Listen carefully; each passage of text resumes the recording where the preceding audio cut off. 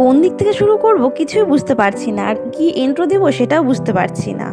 তো তোমরা ভিডিওর থাম্বনেল টাইটেল দেখে নিশ্চয়ই বুঝতে পেরে গেছো যে এটা কিসের ভিডিও বানাচ্ছি। হ্যালো গাইস, তো সকাল থেকে আমি প্রচুর বিজি। তো আমার স্নান টান সব হয়ে গেছে।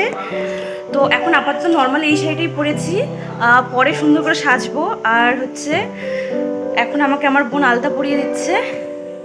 খুব দেখতে দেখতেই কিন্তু সেই দিনটা চলে আসলো, যেটা একটা মেয়ের কাছে সত্যি অনেক স্মরণীয় একটা দিন, বা অনেকেই আশা করে থাকে এই দিনটার জন্য। একটা মেয়ের কাছে এই দিনটা কতটা যে আনন্দের শুধু একটা মেয়েই জানে সেটা। তো সবাই নিশ্চয়ই অপেক্ষা করে থাকে এই দিনটার জন্য। তো আজকে আমরা অনেক সকালে ঘুম থেকে উঠেছি, যেহেতু দুপুরের জন্য সব আয়োজন করা হয়েছে। তো হ্যাঁ, আগে বলেই দিই, আজকে আমার 7 মাসের 7। তো বন্ধুরা, ইন্ট্রোটাও দিয়ে নিই। তোমরা সবাই কেমন আছো? আশা করছি সবাই ভালো আছো, আর আমিও খুব ভালো আছি। এদিকে দেখছো সকাল সকাল সব কিছু কিন্তু শুরু হয়ে গেছে। এখানে তোমরা দুটো শাড়ি দেখতে পাচ্ছ। এই হলুদ শাড়িটা হচ্ছে আমি আগে পরবো, আর ওই পিঙ্ক কালারের শাড়িটা কিন্তু আমি পরে পরবো। যেহেতু ব্লাউজটা বানাতে দিয়েছিলাম খুব একদিনের জন্য, মানে একদিনের মধ্যে বানাতে দিয়েছিলাম, তো ব্লাউজটা আমার কাকিমা আমাকে খুব সুন্দর করে বানিয়ে দিয়েছে।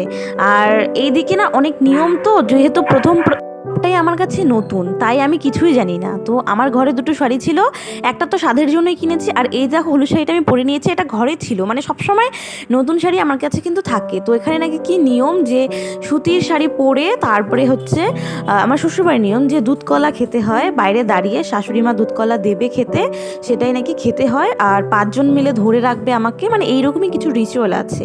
তো সাধে তো অনেক রকমের নিয়ম আছে, তো সেই নিয়মগুলোই কিন্তু এখন করা হবে। জানো তো, শরীরেও না আর দিচ্ছিল না। যেহেতু সাধের আগে আমাদের এই বাড়ির নিয়ম যে উপোস থাকতে হয়, যতক্ষণ না দুধ কলা খাওয়াবে তারপরে যে পায়েসটা হয় সেটা খাবে, ততক্ষণ কিন্তু আমাকে মানে না খেয়েই থাকতে হবে। তাই আমার প্রচণ্ড খিদে পেয়ে গিয়েছিল। আর এই সময় যেহেতু একদম উপোস করাটা সঠিক না, আর কিছু না খেয়ে থাকাটাও উচিত না, আর আমার অভ্যেসও নেই এই অনেক দিন থেকে আমি উপোস করার, তার জন্য কিন্তু আমার খুব কষ্ট হচ্ছিল। আর এদিকে দেখো আমার শাশুড়ি মা কিন্তু আমাকে দুধ কলাটা খাইয়ে দিচ্ছিল। এইভাবে করে নাকি 2 হাত দিয়ে নিতে হবে। ওখানে যতটা দুধ ছিল, আর একটা কলাকে 3 ভাগ করা হয়েছিল, তিনবারে নাকি খেতে হবে, না চিবিয়ে নাকি খেতে হবে কলাটাকে। তো এটা কি সম্ভব? যাই হোক, আমি কিন্তু চিবিয়েই খেয়েছিলাম। তো এইভাবে করে, আর আমার যেহেতু এই মানে এটা কিন্তু কাঁচা দুধ, আমার এই কাঁচা দুধ খাওয়ার একদম অভ্যাসও নেই, কিন্তু কি করার আছে, নিয়ম এটা তো মানতেই হবে। এই দেখো, মানে আমি আস্তে আস্তে খাচ্ছিলাম আর হাসছিলাম যে কি হচ্ছে, আর মানে কি বলবো। আর সবাই কিন্তু এদিকে দেখো জোকার টোকার দিচ্ছিল, কারণ এটা একটা শুভ কাজ, যেহেতু সবাই আমাকে ধরেও রেখেছিল, দেখতে পাচ্ছ তোমরা। আর শাশুড়ি মা আমাকে বলছিল যে 3 বারে খেতে হবে, 3 বারে খাও। আর এই দুধ কলাটা কিন্তু ব্রাহ্মণকে দিয়ে, মানে ব্রাহ্মণের কাছ থেকে কিছু করা হয়েছিল, তারপরে কিন্তু আমাকে খেতে দেওয়া হয়েছিল। আর এই দুধ কলা খাওয়ার পরে কিন্তু আমি এখন চলে যাব রেডি হতে। আর এরপরেও না একটা নিয়ম আছে, জানো তো, তোমরা দেখতে থাকো ভিডিওটা, তাহলেই বুঝতে পারবে। এই নিয়মগুলোর জন্য না সবাই অনেক মজা করে থাকে। দুধকলা খাওয়ার পরে ভগবানকে প্রণাম করে নিলাম, কারণ যে আসছে সেটা সুস্থ থাকে, ভালো থাকে। তারপরে কিন্তু ঘরে চলে এসেছিলাম। এখানে আমার দরজার সামনে দুটো দেখো গামলা দিয়ে দুটো জিনিস ঢাকা ছিল, একটাতে ছিল প্রদীপ, একটা ছিল শিলনোড়া। তো আমাকে এখন এটার মধ্যে যে কোনো কিছু একটা তুলতে হবে। এবার আমি কোনটা তুলেছি তোমরা সেটা দেখো, আর তুলতে হবে। তো এটা একটা এক্সাইটেড খেলা, সবাই এক্সাইট হয়েছিল এটার ভিতরে কী ছিল। তো আমি কিন্তু তুলেছি হচ্ছে শিলনোড়া। তো আমার খুব হাসি আর লজ্জাও পাচ্ছিল, যেহেতু এইটা না একদম একটা মজার খেলা, জানো তো। সবাই বলছিল শিলনোড়া তুললে নাকি ছেলে হয়, আর প্রদীপ তুললে নাকি মেয়ে হয়। আমার তো সেটা মানে একদম লজ্জা করছিল, যেহেতু আমি শিলনোড়া তুলেছি, আমার নাকি ছেলে হবে। এরকম কোনো ব্যাপার নেই, যেটাই হবে যাতে সুস্থ মতন হয়, ভালো মতন হয়, এইরকম কোনো ব্যাপার নেই আমাদের মধ্যে।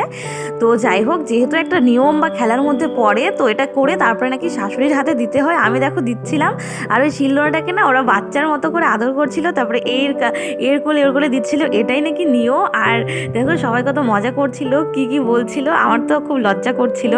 তো যাই হোক, তো যেটাই হবে সুস্থ মতন যাতে হয়, আর কিছুই বলার নেই, যাতে ভালো থাকে। তারপরে দেখো সব ঠাম্মিরা সব মজা করছিল, তো সেটাই দেখছিলাম। আর এদিকে আমি এখানে দাঁড়িয়েছিলাম, যেই আমি শাড়িটা কিনেছি সাধের জন্য মেন, এখন আমার শাশুড়ি মা কিন্তু আমার হাতে তুলে দিচ্ছিল। এটাই নাকি নিয়ম, শাড়ি, শাখা পলা, সিঁদুর, আলতা এইসব নাকি তুলে দিচ্ছিল। আর কি বলবো দুঃখের কথা, এখন দেখতে পাচ্ছ আমার মুখের রিয়াকশানটা, আমার মানে ভৌজিবাবুর কথা এত মনে পড়ছিল, আমি আর আটকে রাখতে পারলাম না, নিজেকে কন্ট্রোল করে রাখতে পারলাম না। সবারই আশা থাকে যে এই বিশেষ দিনগুলোতে তাকে তাদের হাজবেন্ড সামনে থাকে, কিন্তু আমার কি করার আছে? তোমরা সবাই তো জানো যে তোমাদের দাদা ভাই মানে ফৌজিবাবু ডিফেন্সের চাকরি করে, তো যার জন্য ও সবসময় বাড়িতে আসতে পারে না।